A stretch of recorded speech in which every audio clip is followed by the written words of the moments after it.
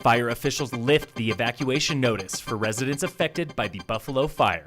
Phil Lindeman, Krystal, 93 News. Residents in Wilderness and Mesa Cortina, you can go home this afternoon. I'm lifting the mandatory evacuation and pre-evacuation orders in the Mesa Cortina and Wilderness subdivision. That was Summit Sheriff Jamie Fitzsimons. Fire officials made the announcement around 2 p.m. today. 150 personnel are still on site fighting hotspots and flare-ups, but fire officials are confident it is safe to return home.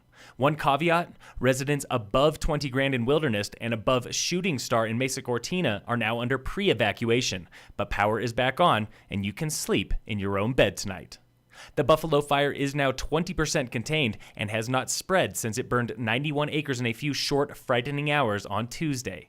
Fire crews are digging fire lines to the north and monitoring hotspots to the south near the two neighborhoods. All of Summit County remains under Level 1 fire restrictions, meaning no open fires or fireworks.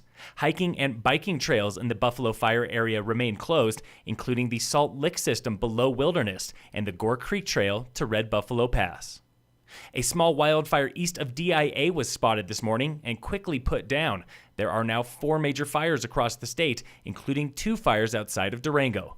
Those have burned 30,000 acres, and more than 2,000 residents are on their second week of evacuations. Vail Resorts dropped a bombshell last week by purchasing Crested Butte for $82 million, along with 3 other resorts. The news took some skiers by surprise. But does this purchase really violate a non-compete clause in Colorado? VR's Vice President of Corporate Communications, Carol Fabrizio, says not by a long shot. That's not true.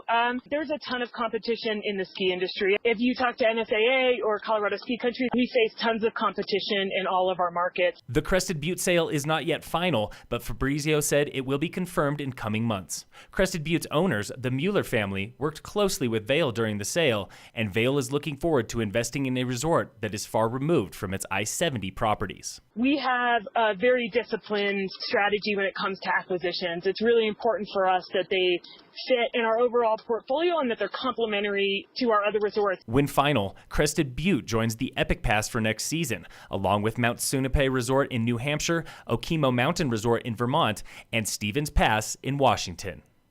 The Frisco Barbecue opens with a bang tonight when Bo Thomas Band and Big Sam's Funky Nation play the Main Street stage. Music begins at 7 p.m. and the festival continues through Saturday with tens of thousands of people expected to attend. Officials yesterday canceled the Friday night fireworks show in solidarity with firefighters battling the Buffalo fire, and locals are encouraged to bike or take buses to the festival. There is also parking at Copper throughout the weekend with dedicated bus service, and remember that pets are not allowed. In sports, the Rockies lost to the Phillies this afternoon, 9-3. The Rockies open a weekend series with the Rangers tomorrow. And today is opening day of the FIFA World Cup in Russia. For the first time since 1986, the U.S. men's national team is not playing. The Cup continues now through July 15th. And in local sports, brought to you by Wilderness Sports, the first race in the Summit Trail Running Series was yesterday on the Morning Thunder course in Breckenridge. The women's short course title went to 51-year-old Eva Hagen with a time of 38 minutes 59 seconds, just barely behind the men's short course winner, 14-year-old Dominic Ramikis, with 38:57. Jamie Falcon won the women's long course crown in 51:55, and Paul Stock finished first for the men in 48:07. The next race in the series is June 27th at French Gulch. Phil Lindeman, Krystal, 93 News.